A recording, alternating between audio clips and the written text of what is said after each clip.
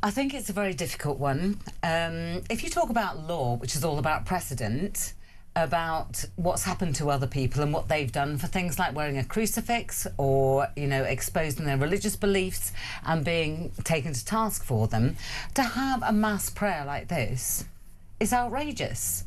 And I think it's not so much about this one thing that's happened or is likely to happen again, but it's what we've been stopped from doing to express our Christianity.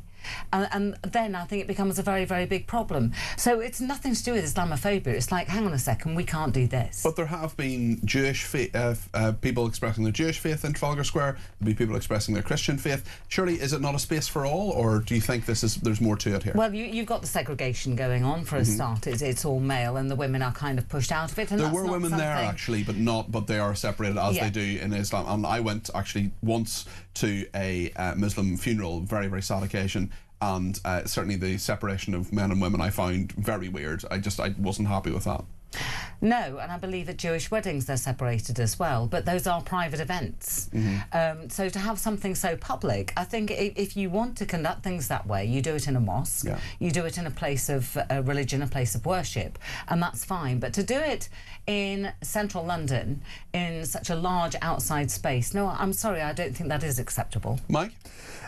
I think that when politicians have been talking about this, there's a lot of discussion of freedom of religion and not enough about freedom of assembly. And you think about this space that, the great sort of avenue of the nation that starts at Trafalgar Square and ends down in Parliament, how many protests, marches, individuals, causes over the decades, into centuries, have made that space their own. This one to me didn't strike me as being particularly controversial, but at the end of the day, I think you have to ensure you're applying these values equally to everyone. But the interesting point, Mike, is that it perhaps wasn't controversial. It perhaps was something that people noted and then moved on from. Instead, I was listening to the BBC today. They were talking about it a couple of days on, from the fact that Keir Starmer, when asked legitimate questions about Peter Mandelson, who did what when, what did he know, did he talk to him before he appointed him, for example, he deflected this and talked about anything but what he was being asked about. Yeah, and that kind of whataboutery is quite frankly beneath the Prime Minister. He should be addressing the questions about what he knew about Mandelson if he wants to try and survive beyond May, Peter. And of course there's the aspect of this story that Keir Starmer was invited to attend this event a few years ago and he did not do that himself. The line that was in The Guardian about this has happened 5 times before in the square. We live in a country with very prominent Muslim leaders. Obviously the Mayor of London is a Muslim. We've had a Muslim First Minister of Scotland. I can understand why some people might have felt uncomfortable, but then again, if I felt uncomfortable with everything I saw that disagreed with in public, I'd never go outside. Yes, I know what you mean. We'll take and a that includes socks with sandals, by the way. Socks and sandals. I feel very strongly about that. That should be banned, certainly. Joe, just a final thought on this. I think we'll maybe take a call on this after the break. But is there anything you find sinister about this necessarily, and what makes a Muslim event different from a Christian or Jewish event in the same space for you? I think there is a worry in this country when we look at things like the raping gangs, and there are allegations, the fact that those are mostly Islamic people, and that has been kind of backpedaled an awful lot. So when you have that kind of ideology en masse, yes, I think it is intimidatory. Okay. I genuinely think it is. Okay, Joe, thank you. We'll go to a break now. What do you think about this? 0344 499 1000. We will take a call on this after, and then we'll talk about a lot of other issues too, including the UK border chief who has quit after mounting pressure over failure to reduce the channel crossings, and the Reform MP condemned for making a tartan burqa joke, Sarah Pochin, who sometimes gets in trouble for her comments. Lots to discuss here on the debate desk on Talk. Stay with us.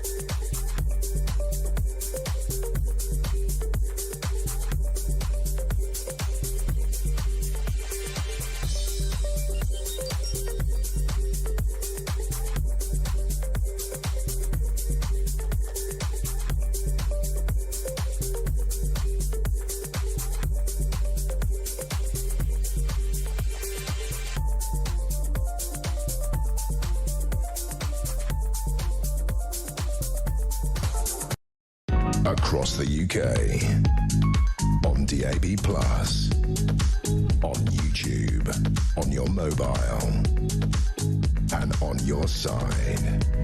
This is Talk. Thank you to Chris in Brighton, who says the difference between Islam and all other religions is that the religion instructs their followers to kill non-believers who have seen this instruction acted on worldwide. Well, you don't take everything in the Quran literally, just as Christians don't take everything in the Bible literally, otherwise they'd have absolutely no Christian rugby players. Derek says all outdoor religious meetings and marches should be banned, except the Christian ones, which is the religious faith of this country. Again, I ask the question, are we actually a Christian country anymore? We are, certainly in terms of how things are set up, and bishops and so on in the House of Lords, but actually in terms of people who, there are lots of people who say they're Christian, they don't often act in a Christian way, and also do they actually go to church, and what does being Christian actually mean, which is another big issue, I think, for another day perhaps. Dan in Halifax says, how would the government react if the Raise the Colours March took over the streets to London to pray for Christianity? Scott in Surrey says, I think your caller Jack is totally right. The way those Muslim men line up for these so-called prayer sessions is just like the army lines up on parade for inspection. This is a dominant show of strength and power, like we are a Muslim army. Don't underestimate what is happening here, says Scott. I mean, it's just the way Muslims pray, I'm afraid. James says, I honestly don't understand why centre-right parties don't court the Muslim vote. As a community, they hold conservative family values and are often entrepreneurial business owners. Rather than being so hostile, welcome them in and encourage integration and reduce the chances of socialist governments at the same time, says James. One thing I found fascinating, I don't know if people have seen the Manosphere documentary on on Netflix that Louis Theroux has done. Really, really interesting, and a documentary. So many of those horrible manosphere people, so many of those influencers who are saying, I want to do whatever I want with women, I want to have as many women as possible, I want to make money and I don't care about anybody else, and I hate gay people and all the rest of it. So many of them are converting to Islam, and that is a really, really interesting phenomenon that actually that documentary didn't deal with, and it should have. Michael's in Birmingham and has given me a ring on 0344 499 1000. Michael, you're on with me, but also Mike Indian and Joe Wheeler too. What would you like to say? Yeah, first I want to frame this. I'm not anti-Islamic at all. I mean, my late wife was a Muslim, so I've been in that environment before. But I don't know if you heard, I think it's Mr. Yaqub from Birmingham on Kevin O'Sullivan's show just before you. You might want to dig that clip out, because the very last word he used in his interview was strength. Right. Show of strength. Right. Now, that's straight out of his mouth, and that's the way I view it. It's not a mass religious celebration. It's a show of strength. We're taking over. And that worries you, Michael? Yes, it does, because I feel it's a form of, it's a form of takeover. What's also, I think I've discussed this with you before, Peter, and I know you've got a female guest with you now, so I'd be interested to hear about this. Where are the feminist groups here? Because for years they wanted the Church of England to modernise and have female priests and female archbishops, and they're always on at the Catholics about not having female priests. Where are they about Iran, Michael? Where are they about talking about women's rights in Iran and the fact that people... Sorry, go ahead. But where are they? Absolutely. These mass prayers have been, I think they're almost entirely male. Yeah, well, there are some women there, but they're segregated, and I'm totally against that. Michael, tell you what, stay where you are just for a second. I'm going to turn your fader down, but stay where you are. I'll bring it back up in a minute, because I'm going to ask that exact point to Joe Wheeler and then Mike Indian. Joe, your thoughts on what Michael's saying there? Well, you talk about women and Islam, and ultimately they're not very apparent. You ask them if they don't want to wear the burqa, and they say, this is a symbol of my faith, and this is what I want to do. And we here think they're oppressed. They don't think they are, or at least that's what they say. And it's very difficult to argue with that. You know, if that is what somebody's telling you, then you kind of have to accept it at face value. But no, I don't think it's right. Mike, I've been fascinated by so many women's rights groups who have so much to say about so many things, including the humanitarian crisis in Gaza. And yes, there is one. And yes, there were 20,000 innocent civilians who were killed by the Israelis. And I'm not going to deny that for a second. I don't want any of them to have died. 50,000 Hamas terrorists, I'm not going to shed any tears about them. The point I would make is there's so many feminists who say they care about things like women's safety. Well, what about women's safety in Iran? Why are they not on the streets worrying about this? Why are they not protesting, you know? Exactly. I mean, you can't apply double values in these situations, and, you know, we have to look at the fact that what's happening overseas at the moment, particularly in Iran, that it is, we hope that the outcome of this period of instability will be a movement to a more peaceful, tolerant, democratic society in which women can express themselves more freely. And in relation to these are values that we hold very dear in Britain, and all those in this country should respect those values. And indeed, if you've come to this country, you have to live by those values too, because these are the values that are British. And what about Michael's specific point about the fact that feminists have talked so much about, for example, the Church of England? Now we have a female Archbishop of Canterbury. She's been nowhere to be seen this week, by the way, when it comes to the assisted dying bill. But when it comes to that, shouldn't they apply the same values to every religion? I think so, yes. I think it's about ensuring that if you're going to ensure you can have a gathering in this country, as this was, held under liberal values, then you have to embrace the same liberal values yourself and open yourself up to that as a society. Otherwise, we continue to live in segregated communities, and that's not what anyone wants. Absolutely. Well, sorry, go ahead. I was going to say there are also female populations who, pre-Islam, wore bikinis, drove cars, were educated, and suddenly it changed with Islam. Where we've seen this around the world many, many times. It can't happen here, or most of what it shouldn't happen here. And there's so many times when places like schools, for example, bending over backwards for things like Ramadan, giving people time off school and so on, which is what about the children who need their time to learn? Michael, you're still on the line. What would you like to say about what do you think of what Joe and Mike have just said there? Well, I'd just like to talk about my personal experience, if I may. Of course you can. As I said, my late wife was a Muslim. She was from Senegal in West Africa. And the reason why not the reason why, but behind our marriage, obviously, I'm not a Muslim, I'm a Christian, was she was tired of being pushed around by her ex-husband who took other wives under the Islamic faith, you can have more than one wife, all of that. Was that in Senegal or in this country? In Senegal. In Senegal, and he just brought the woman home. And she was having absolutely none of that. However, where it worked with us, and this is why the conflict, she still carried on being a Muslim, I still carried on being a Christian, and we got on just fine. And the world continued to turn and you had a good relationship. Yeah, and I'll be going to her grave in a month's time in Senegal, and seeing the Islamic family, and we get on just fine. Okay. So it can work. It can. You don't have to have this extreme position, which I think these kind of like mass prayers are kind of like propagating. Okay, Michael, really interesting to talk to you as always. Michael in Birmingham there, thank you for your call. Just while we're on this topic, let's see a clip of Sarah Pochin, the Reform UK MP. She was speaking in Scotland and her auto cue stopped working. We've all been there. Technology has failed us a number of times. Joe Wheeler, an experienced broadcaster, we know all about it, of course. Sarah Pochin had that, and then she started saying things that have got her in a little bit of hot water. Let's just see what she said. Oh, my auto cue's frozen. And do you know what? The funny thing is about my auto cue freezing is my Chief of Staff and David Ball will go into a complete panic because once I start to ad-lib, the press have a field day. So we were talking about the reformed tartan then, weren't we, whilst I'm just waiting for my auto cue. And I really wanted to come on in a reformed tartan burqa, but it apparently I just wasn't allowed. Let's have one of these events that aren't live streamed and we'll do it. We'll do all the naughty stuff, we'll do all the bits that have gone wrong and all the effing and jeffing when we do our pieces to camera and all the rest of it. It'd be hilarious. Mike. I mean, what can you say about Sarah Pritchard always delivers value? Something that strikes me is if your auto cue's broken, if you don't have to go off script, just say nothing. But well, you can't just stand there if there's a live stream and all the rest. I don't know. I've met some very awkward people in my time, Peter. Look, it's obviously geared to go down well in the room. You heard the reaction there. Sarah Pochin there being very true to form in that regard too. She's very genuine as old Sarah Pochin. I think she knows exactly what she's doing in terms of being able to G people up and get her supporters energised, and it's another good example, I think, of how we should be looking at the kind of wider reform front bench for who's actually effective with the grassroots beyond just Nigel Farage, especially as we enter the campaigning season as well, because we often think of them as a one-man band, but they're very much not in that regard, and I think we've just seen evidence of how humour can be used effectively to really engage with the party's grassroots. Joe?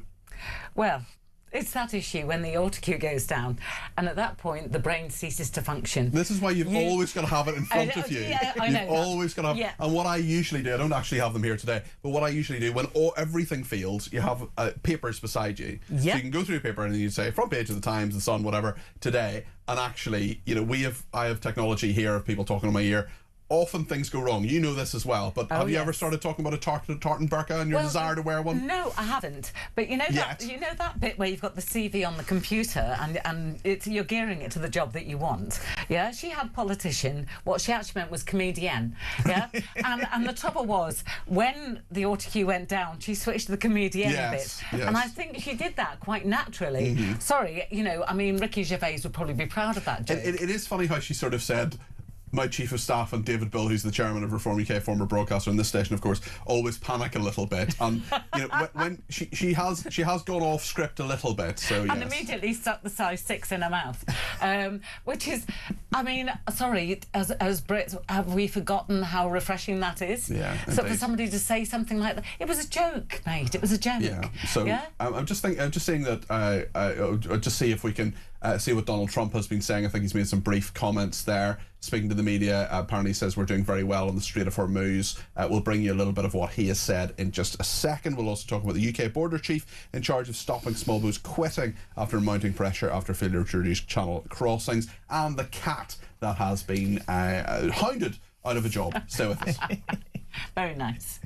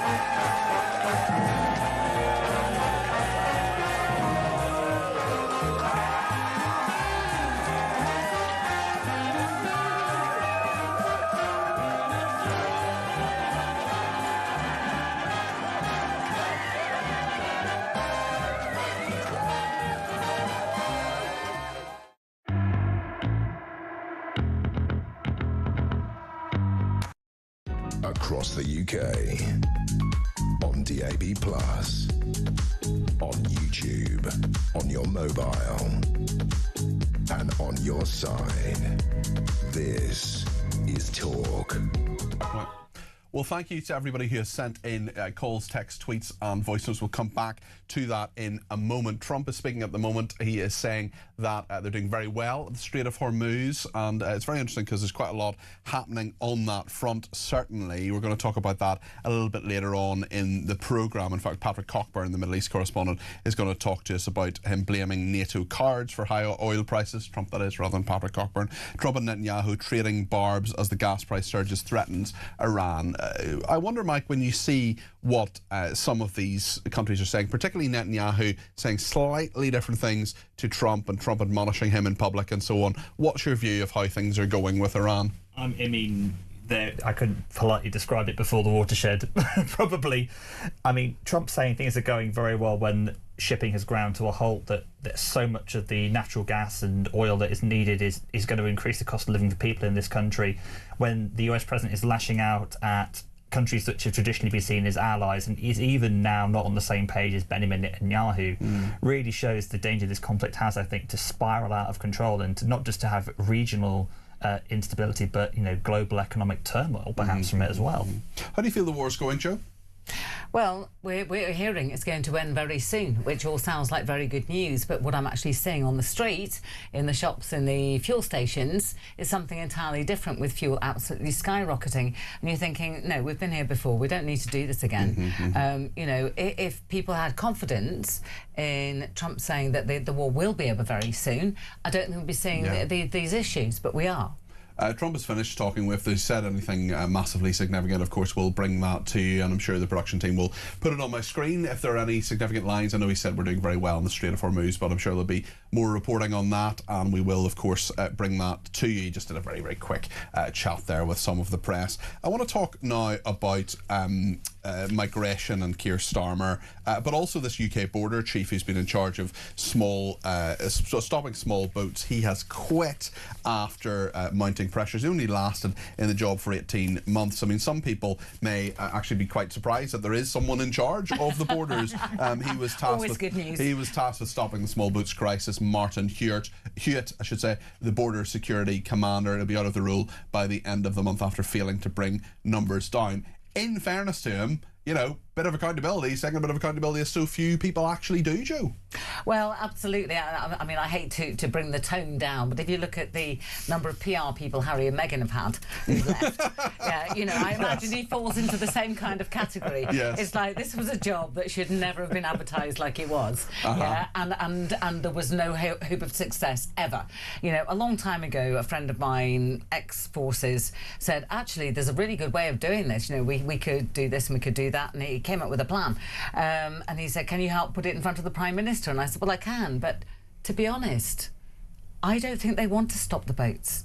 Yeah, and I think that's the biggest problem. So this poor guy comes into the job, thinks, hey, I can put all this knowledge and experience I've got into actually stopping these small boats coming over, stop the migrants, and 18 months later, he's failed, not because he failed, but because he has been stopped from doing. Do you think that's a fair analysis, Mike? Because, I mean, the Labour Party, and there's lots of accusations anyway of Starmer looking over his shoulders, particularly at Angela Rayner, on not really to do with small boats, but to do with a wider immigration issue of people coming here and leave to remain and so on. I just wonder what your thoughts are on Well, look, this was a key manifesto commitment in what was otherwise quite a tight and controlled Starmerite manifesto at the time. But just because you appoint a border security commander doesn't mean he's going to command the border. It's like King Canute in the sea, in a way. What this brings it back to is, a lot of critics on the right especially will say that this is a simple matter of the fact it's been treated as a policing issue rather than a national security issue as well, and there should be military resources. There are different questions applied to that if we see our inability to get boats simply sent to defend air bases in Cyprus.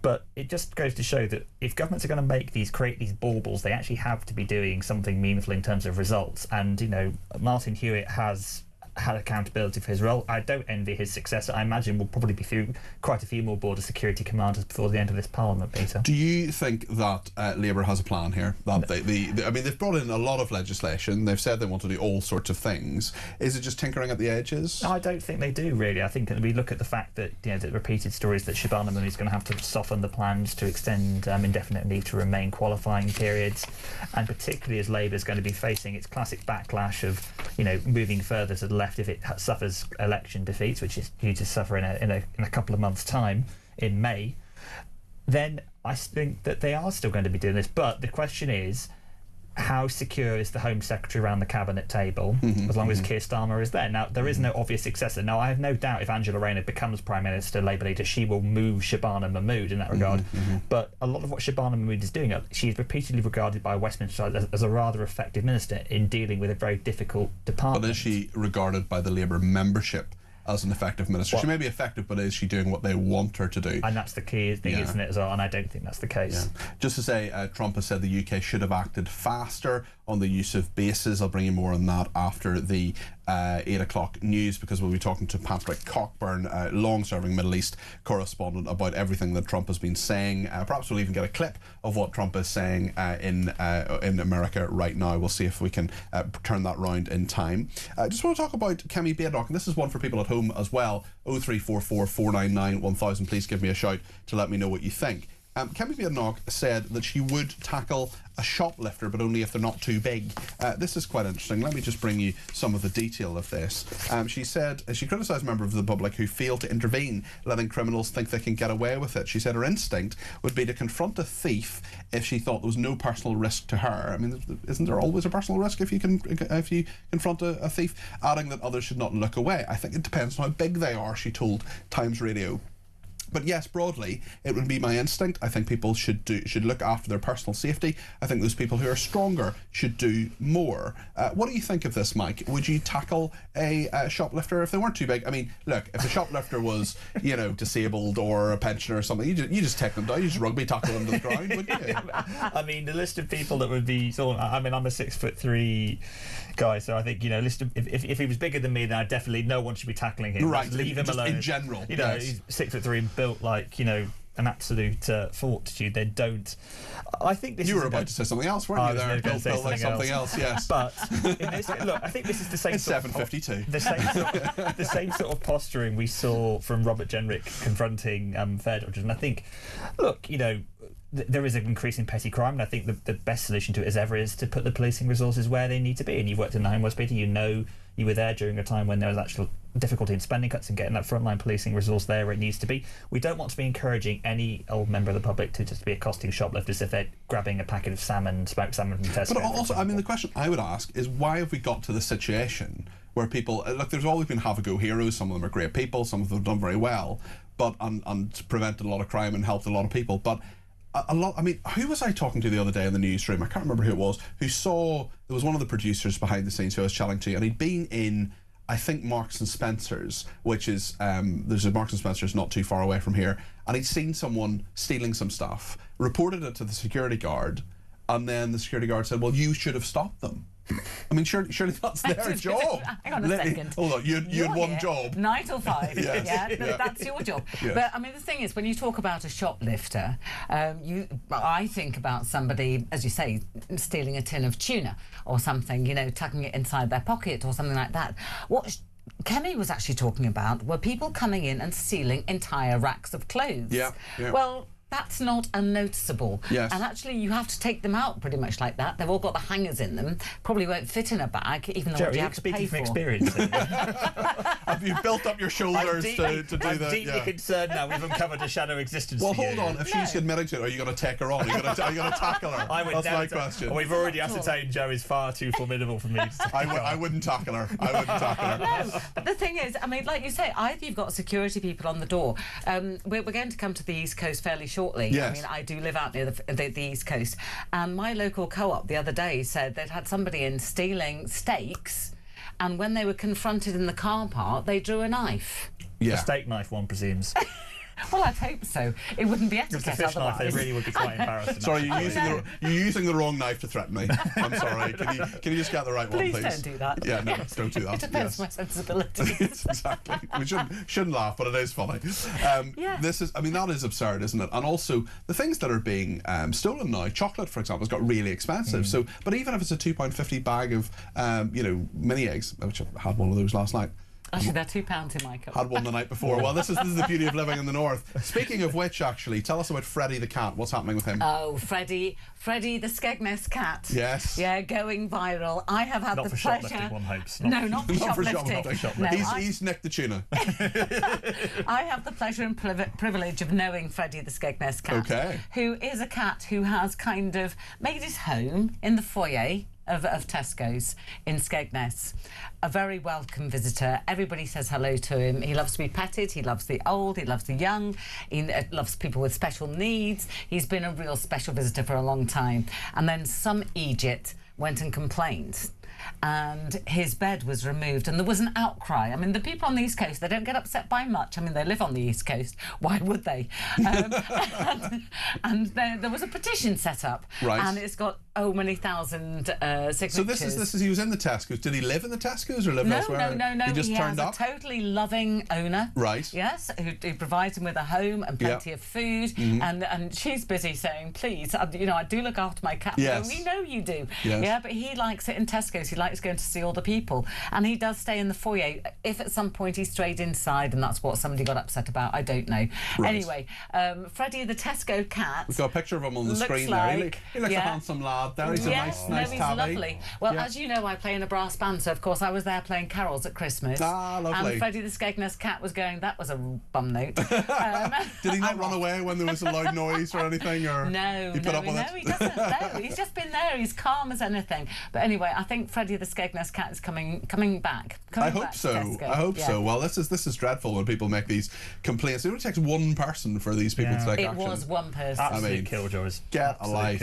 What do you think, Mike? I mean, I just think, connecting back to our previous topic about shoplifting, no one stops these seagulls that we see going into shops and nicking packs of crisps. You know, where are the security guards there? Maybe the security guards of the country need to be looking carefully at who they're addressing here. And would you, at 6'3", attack a seagull? Oh, absolutely, yes. You know, especially if it had my favourite type of crisps in there as well. You know, it's a different matter. That's a matter of honour. That's right. That's right. It were. There's so much. There's so many seagulls. I mean, the Daily Star in particular seems to have a particular interest in seagull-related crime. Oh, absolutely. And they call them sort of flying menaces and so on. Oh, so I mean, it's not just fish and chips anymore. No food stuff at the seaside is safe. Nothing is safe. Have you ever had food taken by an animal or nicked by an animal, Joe? No, I haven't. As you know, I've got a very, very large dog who, for a couple of years, walking on the seafront, was not interested in ice cream at all, and then suddenly discovered it and thought this was really good stuff.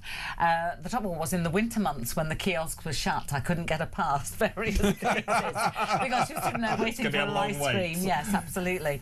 But she never took any off any children or anybody else. That's good. What about you, Mike? Have you had a seagull nick your fish? No, because I'm very, very protective of my food. That's what I'm saying. Just ask my wife. No one gets near anything. No one gets near anything. No one gets near anything. I've worked out actually that. Well, I've seen these things online and so on of these different fish and chip shops that say, look, if the seagull takes it, it's not our responsibility. You can't just come back and say, right, I'll have another haddock, please. You know, it's not how it works. Some of the size to sort of the fact they can get lift without carrying this massive battered cod is actually quite impressive. It is As impressive. well. They're doing the heavy lifting as well. Very aerodynamic, absolutely. Much like both of you, Mike Indian and Joe Wheeler. So thank you both very much for joining us on the debate desk this evening, and we'll have you both back very, very soon. Just on Trump, he says the US military is roaming free over Iran and the Strait of Hormuz will open itself. He says the UK should have acted a lot faster. He also says, I don't want to do a ceasefire. You don't want to do a ceasefire when you're literally obliterating the other side. We'll talk about all of that with Patrick Cockburn, who is the long-serving Middle East correspondent, who's going to join us in a few minutes' time. We're also going to talk after the break about migration and the Green Party and what they're up to. So much to discuss here on Talk. Get your call in, get your voice note in, get your text message in, get your WhatsApp message in, 0344 499 1000. I will take plenty more calls right up to 9 o'clock. Always good to have your comments. Plenty more of those coming after the news.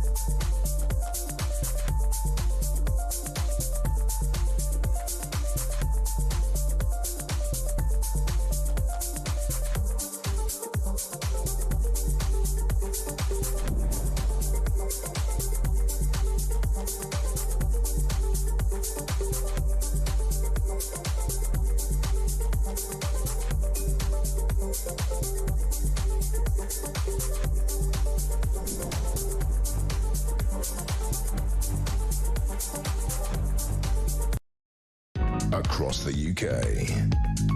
On DAB+, on YouTube, on your mobile, and on your side. This is Talk.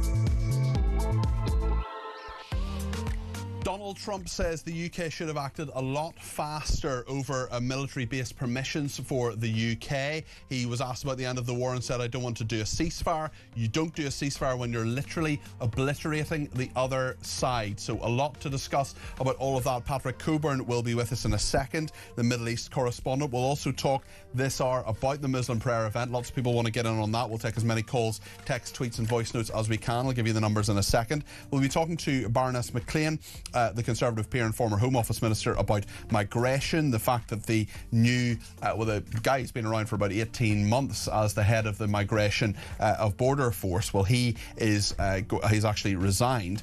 We'll also talk to Sharar Ali, the former deputy leader of the Green Party. He is highly critical of the path the Greens have taken under Polanski. I'll talk to him about all sorts of issues here in the studio.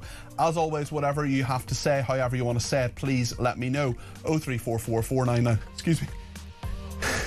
0344 499 1000 is the number to call. You can text me at 7222 with the word talk in your text. You can tweet me at talkTV, follow me at Peter Cardwell. Send me a voice note, less than a minute please, to the main number. You can send me a WhatsApp text message to the main number, or you can give me a ring on the main number, which is of course 0344 499 1000. So much to discuss between now and 9. Slightly shorter show tonight here on Talk.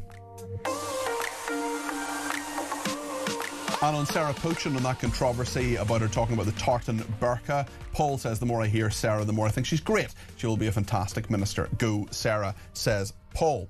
Right then, let's talk about what Donald Trump has been saying. The Iranian foreign minister, Abbas Agarachi, I think that's how you pronounce it, well, Patrick Coburn will correct me, I'm sure, says Keir Starmer is putting British lives in danger by allowing UK bases to be used in select US strikes against Iran. He said Iran will exercise its right to self-defense. Donald Trump has been talking as well. I can't just see on my screen what he has been saying, but there have been a number of things that he has said to the press just a few minutes ago, which I've been talking about as well, talking about those US bases, talking about the desire for a ceasefire as well, and the fact that he says that there's no use in negotiating for a ceasefire when you're, as he put it, obliterating Iran.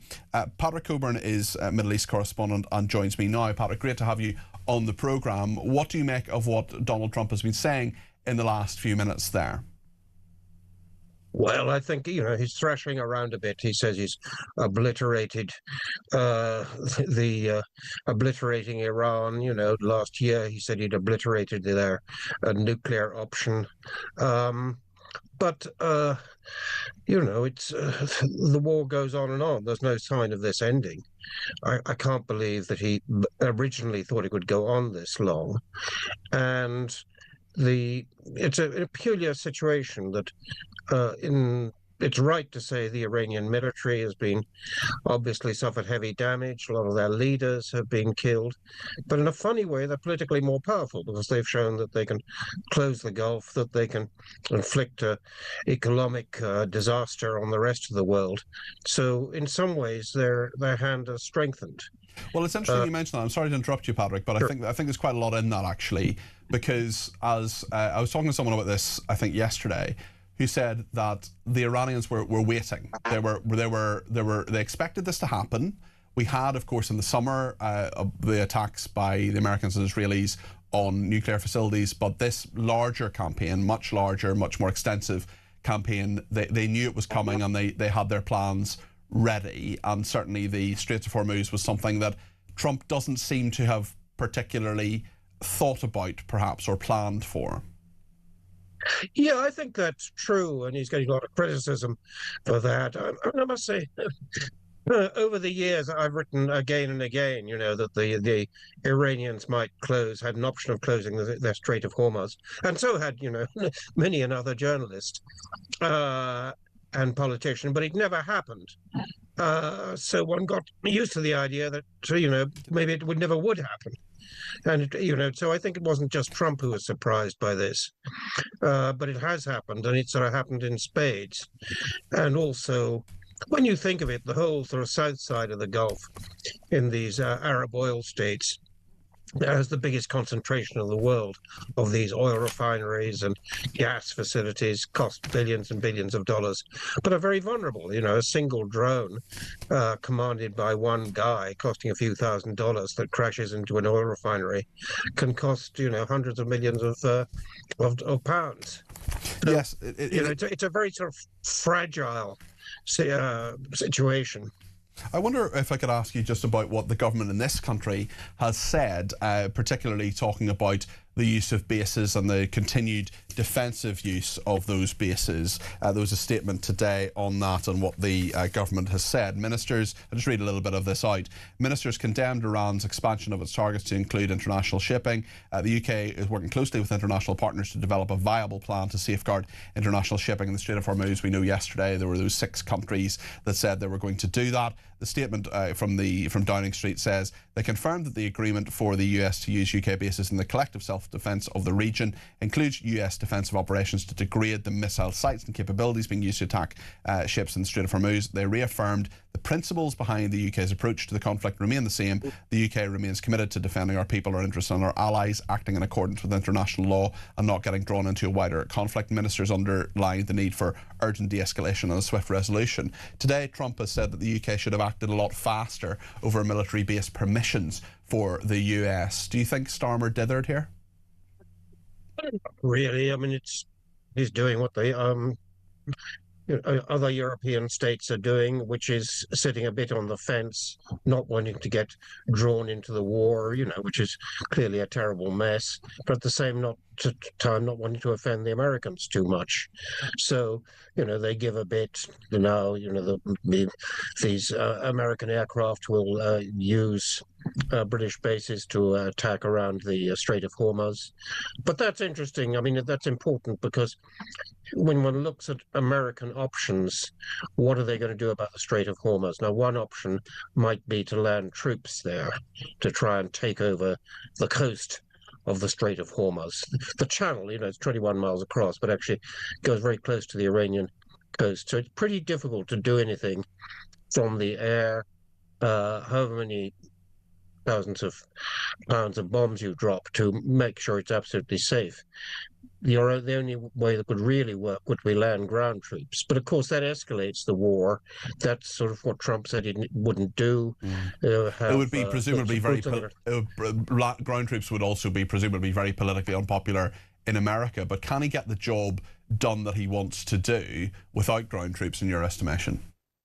I doubt it very much because, first of all, almost anything fired from the Iranian shore. He keeps on saying he's destroyed the Iranian Navy. It wasn't that big. He was saying today they'd destroyed 58 ships, but there are loads of sort of small ships, loads of torpedoes underwater, on the water, above the water. They don't have to travel that far. They'll be in tunnels. They'll be all over the place. And secondly, when you've got a great big super tanker filled with oil, you don't take chances. And your insurance company and your reinsurance company doesn't take chances either. So, it's even if somebody said it was safe, even let's say there's a convoy escorted by, a dozen American destroyers coming through the Strait of Hormuz, the guys who own the tankers aren't going to be too happy about sending them through. Mm. Yeah, it's a very, very good point. And Trump has also said the US military roaming free over Iran and says that Iranians are finished militarily. I mean, as you're saying, and as we know, that's simply not the case. They're not finished militarily. I wonder if I could ask you about the Iranian foreign minister says Keir Starmer putting British lives in danger by allowing UK bases to be used in selective US strikes against Iran. I mean, we know that there have been a number of UK lives that have been in danger anyway from the Iranians who are acting on British soil, and they have, for example, stabbed a journalist in the last year, an Iranian journalist, but nonetheless one who lived in the UK. I just wonder, should we be worried by this statement? I don't think so too much. I think the Iranian government's got quite enough on its plate already without doing much against the UK. And the UK isn't doing much against them. So, one could say there's some risk that the Iranians are hanging tough. But I just don't take it that seriously. What do you make of, I mean, isn't it extraordinary that Saudi Arabia is now threatening strikes on Iran, given the history of the region? Well, yeah, I mean, they obviously weren't expecting this. And I don't think the rest of us were either. Yeah. The Iranian response wasn't going to be focused on attacking US bases or Israel. It was going to be focused on the Saudi Arabia and the other Gulf states. So that's caught them by surprise. So that, they have to, if somebody's firing missiles at you, you can't just sort of sit in your hands. You have to say you're going to do something. But, and they have a vastly expensive an air force that's cost them an awful lot of money. Can they do anything that the Israelis and the Americans aren't already doing? I sort of doubt it, really. Yeah. But it's been a pretty disaster for all those Gulf states because they're very fragile. Obviously, their oil industry, Dubai is the biggest international airport in the world. That's closed part of the time. Tourist industry,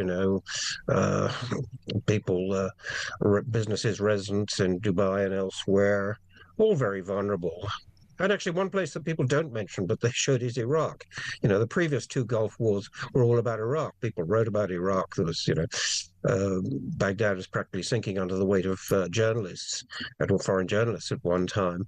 But this time around, there's little mention. But actually, this affects Iraq too. This has always been rivalry between the US and Iran there. So Iraq had sort of escaped crisis out of a sort of perpetual crisis, civil war over the last 5 or 6 years. But they could easily slip back into that. So this is really a sort of overall crisis paralyzing the whole of the Gulf area. Yeah, and I mean, we talked about the Strait of Hormuz there. I just wonder what you think about what Trump said, because again, in this little conversations he's had with a couple of journalists there in the last 30 minutes or so, asked about reopening the Strait of Hormuz to allow crucial oil and gas shipments, Trump has said, we don't use it. At a certain point, it will open itself. I mean, isn't that a bizarre thing to say? It is pretty bizarre because, they don't use it, but what happens there affects the price of oil at the gas station in the US, and that certainly affects voters in the midterm elections. So it very much affects the US. Is it going to open itself? Well, not actually. No. So how is that going to pan out? Well, we'll see. Is it going to escalate? And how are they going to do that? Yeah. Would that include landing troops? Maybe we're still a stage away from that. But from the American point of view, that's kind of a nuclear option. I mean, a nuclear in terms. No, I know how you mean. Back home. Yeah, absolutely. Patrick, thank you. Really interesting to talk to you. Patrick Coburn there, who is a Middle East correspondent. And we'll talk more about this as the show goes on. If you have any thoughts on what Patrick has said there, 0344 499 1000. But I know there's something different on the mind of Steve in North Yorkshire, who's given me a ring. And Steve, this is quite an interesting phenomena that's happening in schools, a very concerning one that I think you want to talk about. Hello, Peter. That's right. I wanted to address an issue that has not been spoken about at all, as far as I'm concerned, and it's about social media trends and the damage it's causing to our young people. So just a bit of background information on me. I've been working in education for 20 years, and the first time I've seen this was the Momo case, which was about 10 years ago. So some of you listeners without older children, they'll certainly remember that. It was a social media trend promoting self-harm, violence, even suicide. And since then, I've seen online challenges, and some of these have actually led to the death of young people. The one in which I want to talk about today is the red versus blue issue. This is the red pill versus the blue pill. It all links back to the film The Matrix, doesn't it? And actually, it's a really interesting time for this call, Steve, because I don't know whether you've seen the Manosphere documentary on Netflix that Lou threw, talking to all these Manosphere influencers, because they say they live the red pill life, essentially. Right. I haven't seen that yet, I'm afraid. Worth a watch. Worth a watch. Yes, it's definitely on my list. But red versus blue, it originated in London, and what they've done is set a load of schools on the side of red and schools nearby on the side of blue, and encouraged them to fight and engage in violence with one another. Who's they? People. How has this come about? This has been a social media phenomenon. I'm assuming it's people who just want to cause problems. Right. But as a result of this, last night my school was mentioned, and we were targeted against another school nearby. And as a result of this, our attendance has dropped from about 90% to 50%. Today. That's incredible. Wow. So yes. Hold on. So this is just social media, whoever it is pitting these schools against one another. And what's the idea? Is the idea that these children fight, or what's the motivation behind it? Yes, they're encouraging the rival schools to fight one another. But actually, a lot of it is just smoke. Nothing actually happens, but there have been incidents in London and Sheffield where pupils have engaged in this and, been arrested. Goodness me, this is totally new on me. I know I've just been told by someone behind the scenes who's a lot younger than me and a lot more in touch with these things, that he says the rule apparently for fighting is whatever is in your pencil case. You can use pencils or compasses or what do you call those things that have a point in them? Compass or something like that to actually attack other children. I mean, this is horrendous. Yes, I mean, my school, we actually ban pencil sharpeners because you can crush them and take the blade out. So right. we don't have pencil sharpeners. But another school in Yorkshire, I've been told, has an attendance of 35% today. Wow. And a lot of people might be saying, oh, well, it could be due to Eid. No, these are very white British schools, very low percentage of pupils who will be celebrating Eid. Steve, we need to do more on this. I need to move on because I've got a guest waiting who I need to talk to, but we need to do more on this. We need to look into this in greater depth. Would you do me a favour? Stay on the line, chat to the people behind the glass there, give them a bit more detail on what you've talked about, and maybe we'll have a chat actually next week about this, because I'd be very, very interested to hear more about this, and maybe actually put you in touch with a colleague of mine who's an education correspondent, because this is really quite serious. Yes, and the parents are not to blame, because if you had a situation where you were worried about your son or daughter going to school, you'd keep them off. Of course. Well, listen, if this was happening and I had, my nephew's 13, if this was happening at his school, I wouldn't want him to go to school. So, I mean, schools are meant to be a really, really safe environment. Steve, let's talk more about this next week. I'm back on Monday, and we'll maybe have more of a chat about that and maybe look into this in a bit more detail as well. Just talk to Matt, who's on the phone tonight. Just give him a bit more detail, and also we'll take your number as well and perhaps give you a ring back at some point soon. So, Steve, very, very interesting, very, very concerning there as well.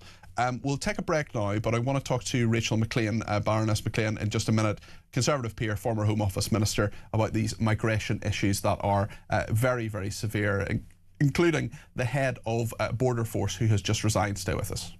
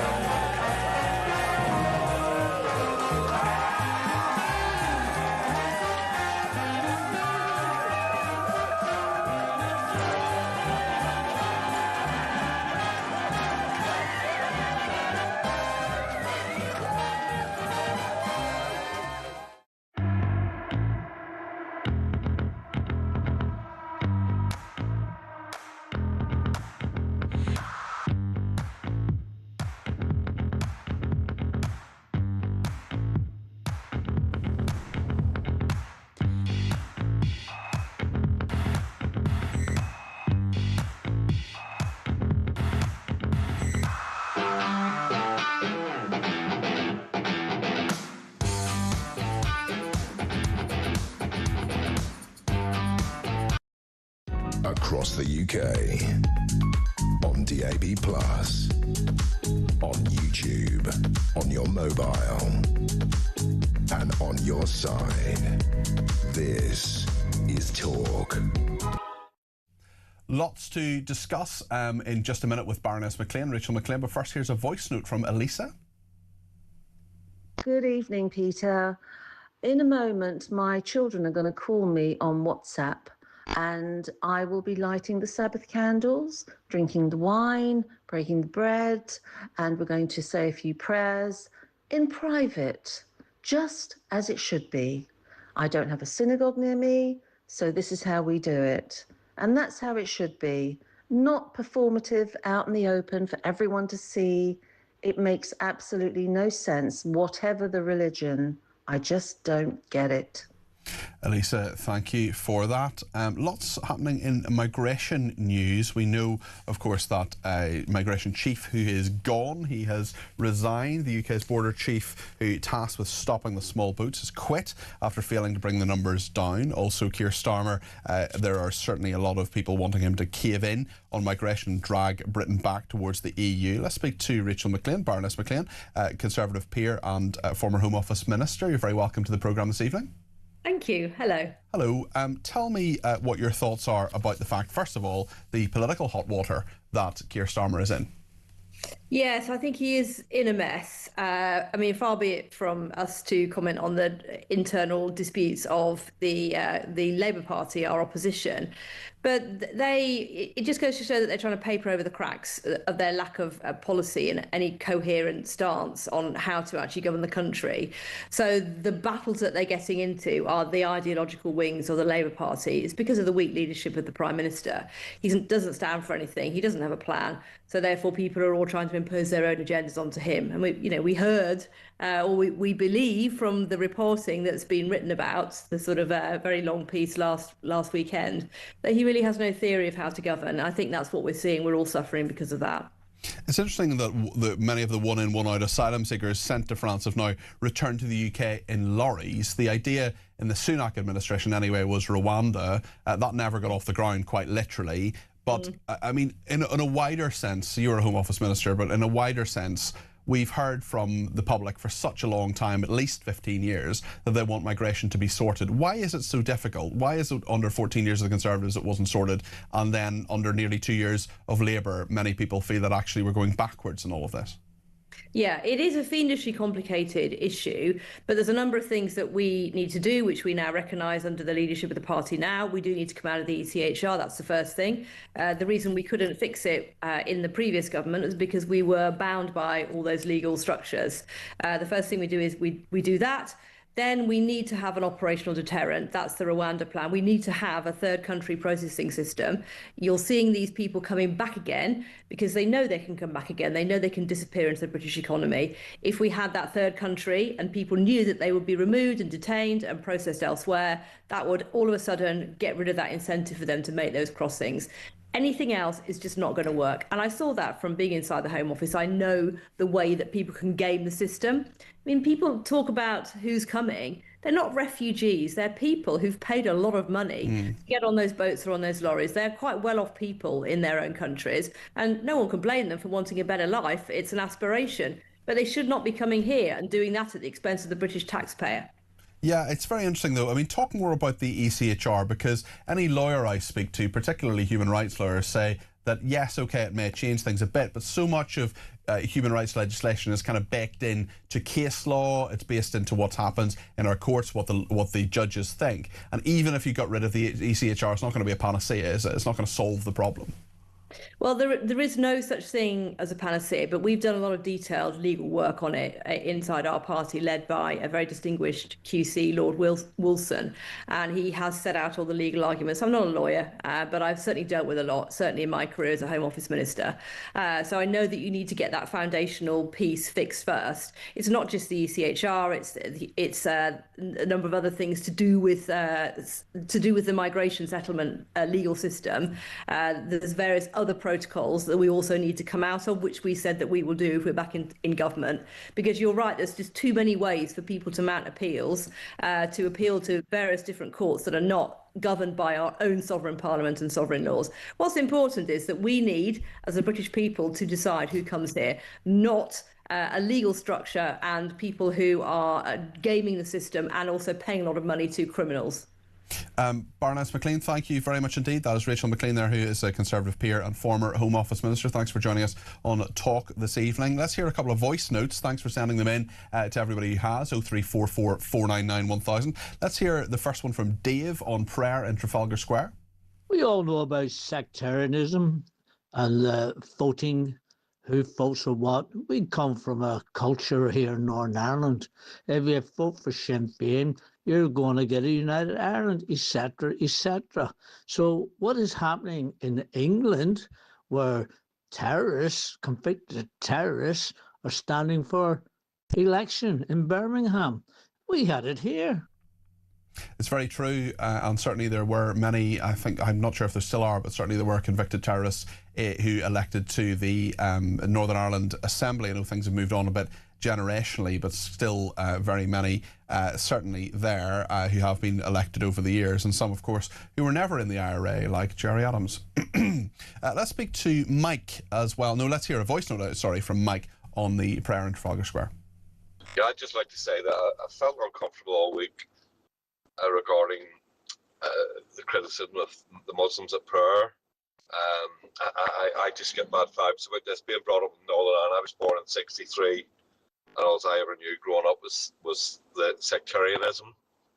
I would prefer people kept it to opposing Islamists getting into politics and their form of politics taking hold. I personally would leave the religion alone. I would just let them pray or whatever. If they're in Trafalgar Square, we have to learn to rise above that. Politically, to me, they are a real threat, and the political system needs to be changed to stop that threat from happening. And you just can't wait 5 years for a party and keep the same system. It's just not going to work. It's just going to end up in sectarian warfare. But I would just leave the religion alone, is what I would say. Dave and Mike, thank you both for your messages. Two Northern Irishmen speaking common sense, coming from slightly different angles there. Leslie says the UK is a Christian country. You don't have to attend church to be Christian. I stopped attending because of Justin Welby, and I won't be back with the new Archbishop. Another person says, praying in London is the only time Starmer has shown anger. Why isn't he on the airwaves showing the same anger about hundreds of new arrivals over the last few days? Not a word from him. Very, very interesting messages. Keep them coming in. Text me 87222. Send me a voice note. Pick up the phone to have a chat on the phone, or you can, of course, send me a WhatsApp text message on 0344 499 1000, or a voice note as well. Lots to discuss. We're going to talk about the Green Party next, because they want softer laws for terror suspects. Also, Britain's largest teaching union has branded Reform UK racist amongst plans to combat far-right, cozying up to the Greens, of course, and Muslim prayer. We will continue to have a chat about that. Sharar Ali, who is the former deputy leader of the Green Party, joins me in studio next. And of course, there'll be time for calls before 9 o'clock, 0344 499 1000.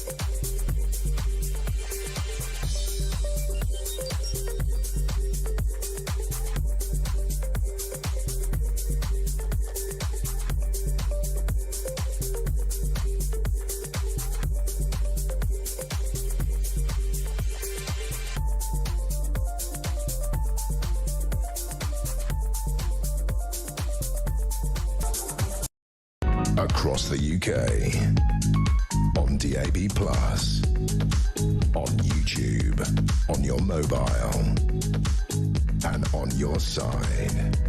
This is Talk. Thank you, everybody who has been... Sure, okay, we're just back on air, Shara, so thank you to everybody who has been in touch. 0344 499 1000 is the number to call if you want to get your voice on the air. But Shara Ali is former Deputy Leader of the Green Party with me now in the studio. How are you doing? Very well, thanks. Thanks for having me. Good to see you. I just want to talk a little bit about the Green Party wanting softer laws for terror suspects. This is Zach Polanski's party accused of a staggering lack of judgment over police powers. The Telegraph has reported they want to weaken police powers to detain terror suspects. He wants to bring the rights of those accused of planning to commit a terror act or aid and abet in their execution in line with suspects of other crimes. Under current counter-terror legislation, police officers are allowed to, in certain circumstances, to arrest individuals reasonably suspected of being terrorists. They can be detained without charge for as long as 14 days. And you may remember that argument was a big one during the Tony Blair administration, and police can hold those arrests for other crimes such as murder for up to 96 hours. In a draft policy document, the Green Party want those accused of supporting terror acts to have the normal rights against arbitrary arrest or imprisonment. We've seen a lot of policies that appear to, well, quite frankly, favour criminals. With drugs, for example, Zach Polanski has talked about legalising all drugs. What do you make of the direction of the party you used to be the deputy leader of? I think the first thing to note is that these policies, which are somewhat being drip-fed over the last few weeks through the media, and hats off to them for exposing what's actually, within the rank and file of the policy community, they're often quite old policies. And what the Green Party did in their wisdom was they took down a lot of policy chapters, and this is from the Peace and Defence chapter, from the public-facing website. And I think that was a bad strategy because we should be for transparency. So the first point I would make is that, yes, we are vulnerable to poor ideas being promoted through party conference and agreed by party conference. Because it's a very democratic party, isn't it? Absolutely. And with that one person, one vote comes the vulnerability to bad policy. And in many cases, and I would suggest this is one of them, that particular policy around relaxing, if you like, making it easier for terrorist suspects to be let go before we've actually properly investigated them, I regard that as positively dangerous policy. When we've had so many near misses, and every week we hear about them, whether it's Iranian Islamists who are trying to bring this country down, or particularly Islamist terrorists. And this was a topic even in 2015 during the general election when I was deputy leader, and we received quite a lot of criticism around ISIS and whether or not people who are supporting that terrorist organisation should also be criminalised. And my view is that they should be, and that party policy was interpretable in a way in which we supported that. So I do think that whilst we have a general, in crime and justice in particular, we're very much into reparations and a less retributivist stance. And there is a lot to be said for that in terms of rehabilitation. But I think on this particular topic, which isn't a new piece of policy, I think we've got it wrong, and that's positively dangerous given the rise in particularly, and I make no bones about it, Islamist terrorism. I think that is a particular threat to the UK and Europe at this current time. I totally agree with you. What do you make of the Islamist support, some would say infiltration, of the Green Party as well? Hannah Spencer is the newest Green MP, now the MP for Gorton and Denton. The strange kind of red-green alliance that has happened. It's happened historically in various places, including Iran, actually, where you have, I'm not saying all Muslims are Islamists, I'm not saying that for a second, but there's clearly Islamist support for the Green Party when, Hannah Spencer then talks about LGBT rights and things like that, which would be absolute anathema to Islamists. How do you see those two coming together? Why have they come together, the Red Green Alliance? Why is this happening? Well, firstly, you make an important characterisation of Muslims. I often self-identify in a form as Muslim. I'm certainly not an Islamist. In fact, I take myself to be speaking out against the rise of... You're doing that right now? Islamist terrorism. But, even, when I was very active as deputy leader, again, I was promoting our agenda to all communities, including Muslims. But what I wasn't doing was pitching myself specifically as a Muslim candidate. In fact, I've never done that. I've been on the record to say, do not describe me to the Muslim Times as a Muslim candidate. I'm first and foremost a Green candidate. So I think one of the biggest problems we have, and what the Greens are doing at the moment, is capitalising on a kind of Muslim sectarian, let's call the thing by its proper name, block vote. And I think that's anti-democratic. Whichever party is trying to take advantage of that, and we did so very effectively in Gorton and Denton, and I think the tragedy is that Hannah Spencer, by my lights, probably would have come through without having to do that. And I think that would have been a more principled way of doing politics. And at the moment, we are lacking integrity by trying to say all things to all people. It's a kind of lowest common denominator approach.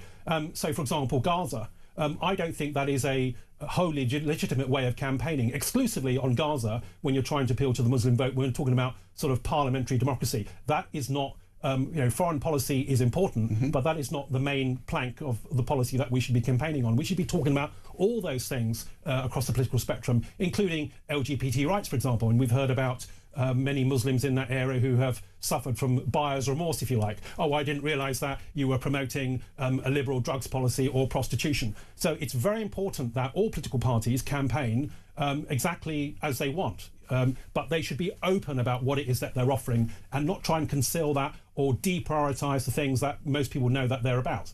Zach Polanski has been on, if he was on the X Factor, he'd talk about the journey he'd been on. I mean, when he was running to be a Liberal Democrat candidate for the London Assembly, said a vote for me is a vote for Israel. Yet now he is very, very anti-Israeli. He's changed his mind dramatically. And you can criticise him for lots of things, I think, but he is a very good communicator. He's connected with people, and the Green Party is now the second largest party in quite a number of polls. You must have very mixed emotions when you see that. Well, the thing is, Zach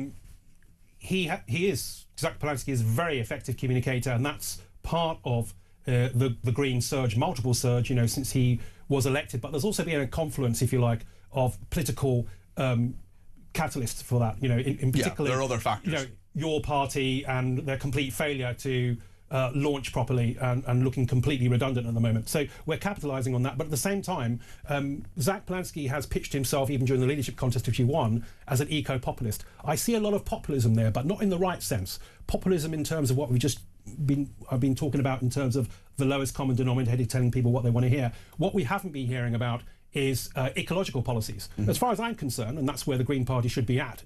And of course, we have got a very joined Dutch approach in terms of how social justice, combines with an eco-friendly approach. We've not been talking about climate emergency or the climate calamity. And that is a very interesting point, because I've seen this on a number of occasions where, I'll just be brutally honest with you, when I was, started to be exposed to the Green Party, which was around the time I was at university, there were some pretty nice people who just wanted to save the planet, and that's fine. There's nothing wrong with that. Now the party seems to be a very, very different thing, and maybe all that was there anyway in some form, but the fact is that it's come out and there seems to be very little actually said about the environment. Absolutely. Unfortunately, we've become an increasingly ideological and authoritarian party, and we can talk about anti-discrimination. That's very important, of course it is, but what we've done is we've lost that initial impetus that people voted for us on the environment, which is not a especially left-right flanking type policy, and it's something which is deeply important. And why have we moved away from that? Well, the cynical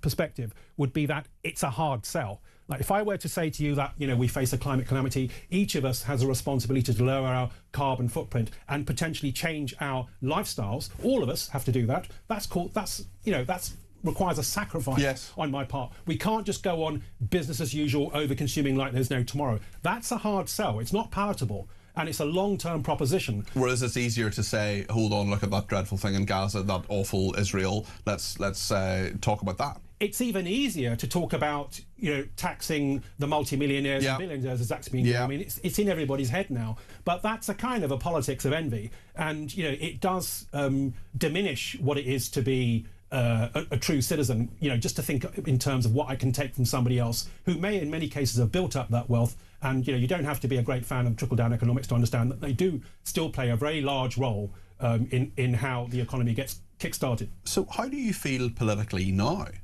Are you still a member of the Green Party? Well, this is actually the subject of court case number 2.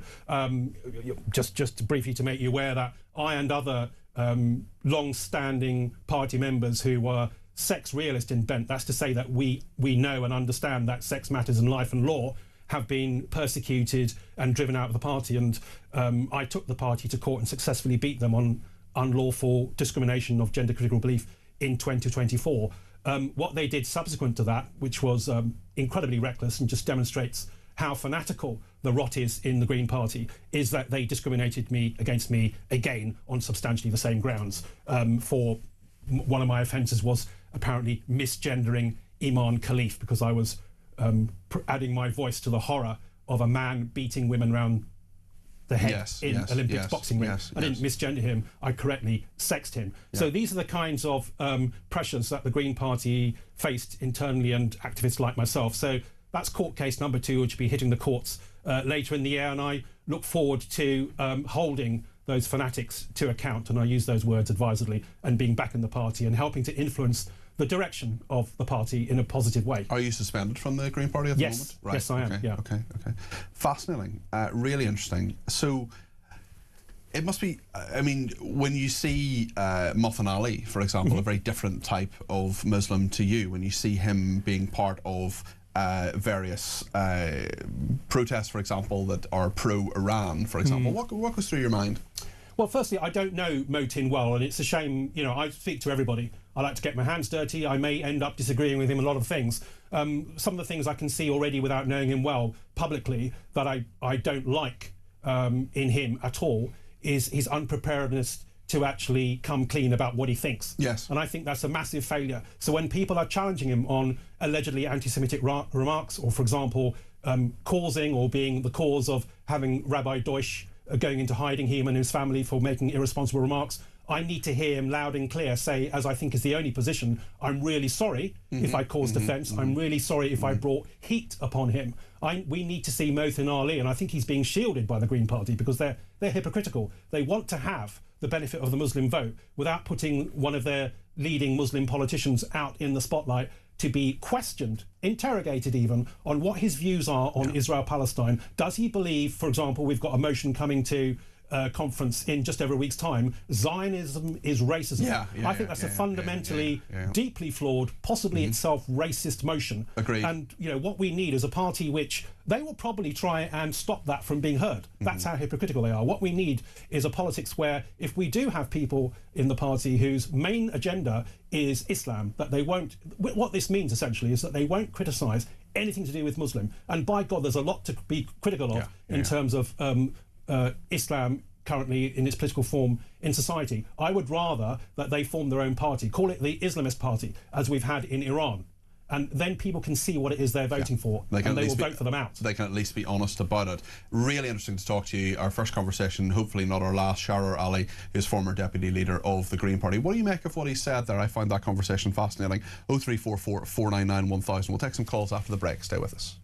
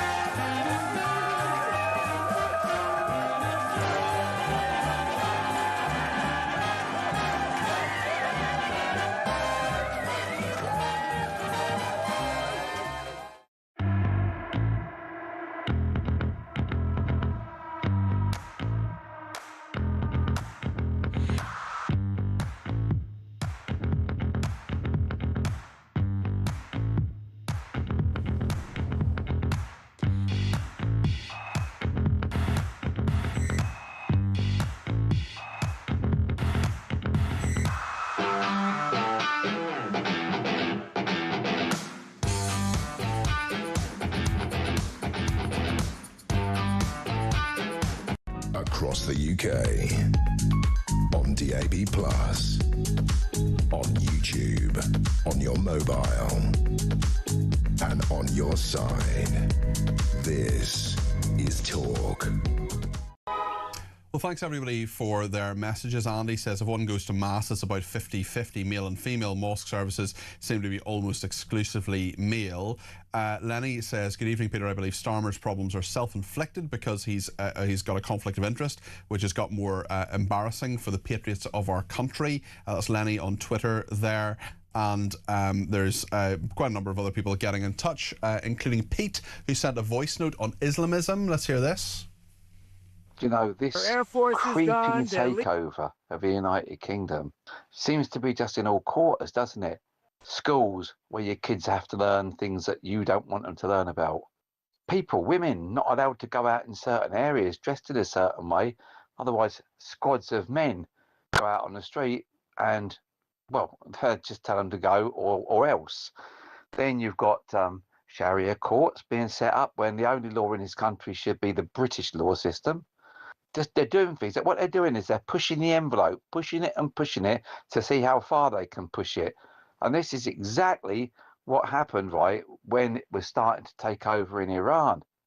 And talking of Iran, are all of those hardline Islamists going to head this way now that Iran is going to be free of them?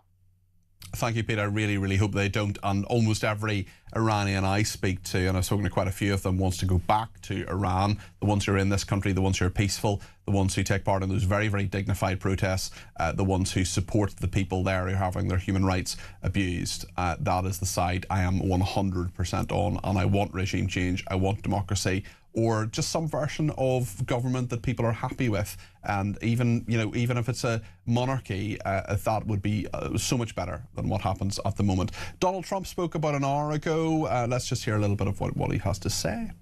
Our Air Force is gone. Their leaders are gone. Their anti-aircraft is gone. Everything's gone. And no, I expected worse, actually. I thought that oil prices would go much higher when I did this. We just set every record in the book with Dow, with the S&P. Dow at 50,000, S&P at 8,000, 7,000 at levels, at speed like nobody's ever seen before. I'll tell you, I think we're weeks ahead of schedule. My Secretary of State is very happy. Weeks ahead of schedule, says Donald Trump. Lots of people are getting in touch about the prayer issue. Muslims praying in Trafalgar Square in the centre of London. Lizzie in Staffordshire has some thoughts on this. 0344 499 1000 is the number Lizzie's called. Lizzie, what would you like to say? Hello, Peter. First of all, congratulations on your show. It's great to watch it, and it's making us all think a lot hard about many things.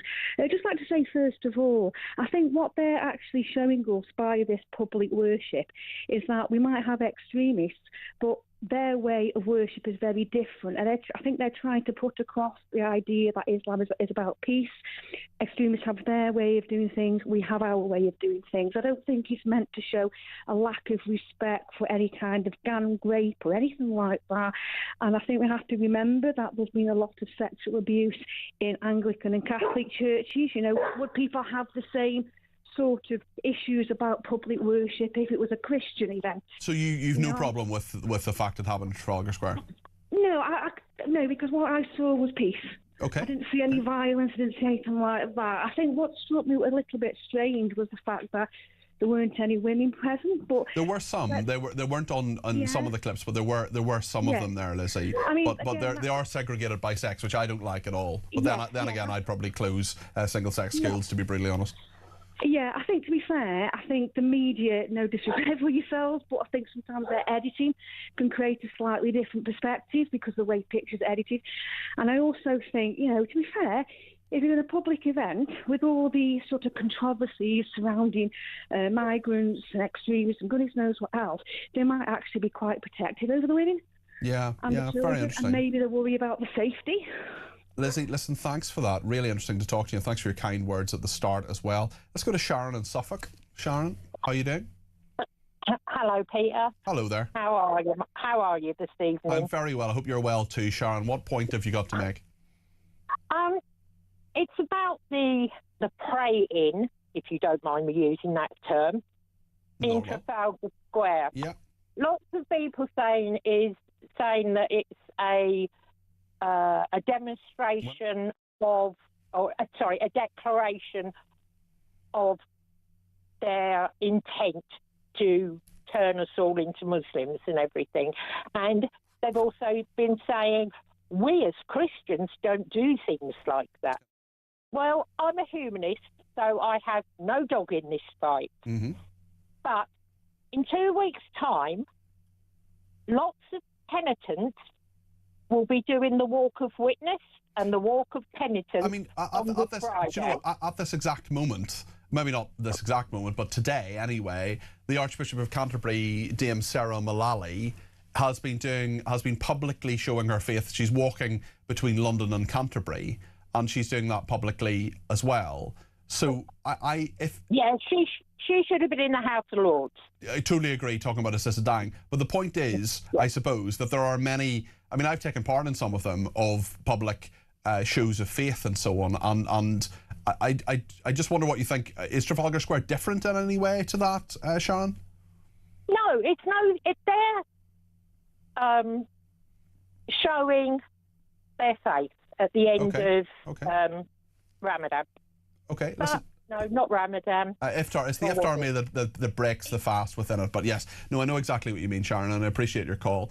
Quite a lot of reaction to Shahar Ali, the former deputy leader of the Green Party. I love this guy, says one person. Alex in Cardiff says, so nice to see a moderate person of Islamic faith. I wish people like him could get to teach the Quran, and his interpretation would be doing the world a favour. And Catesby says, I hope you have just interviewed the future leader of the Green Party. Great interview. I learned a lot from it, Catesby, really, really did.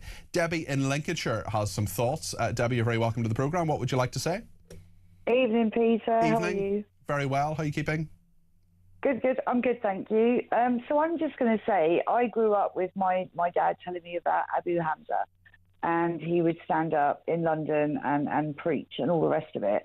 I think the problem we've got with Trafalgar Square is we never before had a political figure backing it. I think that's what's quite alarming. Yeah, it's a very good point, actually. I have no issue with people going up. We had Jehovah's Witnesses knock on the door this morning, and you kindly say to them, sorry, it's not the way we want to go. But they're, welcome to knock on your door. But I think when you've got a political figure standing there, and it seems like endorsement is quite alarming. But what's he endorsing, Debbie? Well, I mean, it's his faith, which we can't, knock him having at all, and everyone's entitled to their faith. But I just think, why did he have to go out there and say, we need this, we need this, we need this? I mean, other people have said, I've listened to talk all day and yesterday, where they say nobody else does this. Well, we do. Remembrance Day. We go to the cenotaph. No, it's not a religious ceremony, though. No, I know, but you know what I mean. Everybody stands up and they have. No, I know what you mean. And I've seen that. Yeah. I've actually taken part in a not quite religious ceremony, but there were aspects of Judaism there, which was to do with the 7th of October. So, Debbie, good points well made, and thank you for them. Let me slip in Joan in Sunderland just before the end of the show. We literally have about a minute, Joan, but I want to make sure you have your point heard. What would you like to say? Well, good evening to you.